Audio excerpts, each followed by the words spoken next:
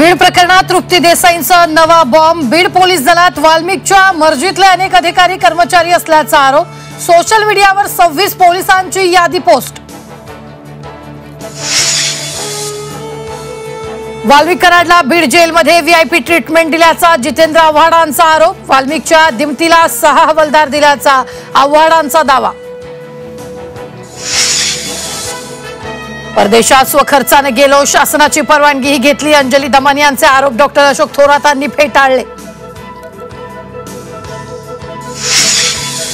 पालघरचे शिवसेना पदाधिकारी अशोक धोडी 7 दिवसांपासून बेपत्ता। त्यांचं अपहरण झाल्याचं कुटुंबियांना संशय। गोलवड पोलीस ठाण्यात तक्रार दाखल।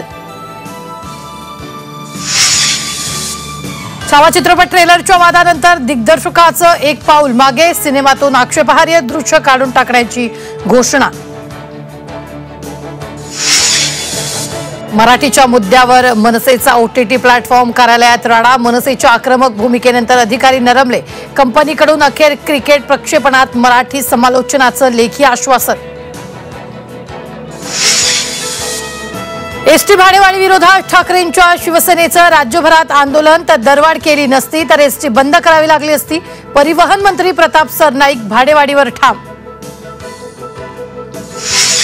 पुण्यात गियाबारेच्या रुग्णांमध्ये वाढ झाल्यानं आरोग्य विभागाची चिंता वाढली। पुण्यात रुग्ण संख्या 101च्या वर। सोलापुरातही 2 संशयित रुग्ण आढळले।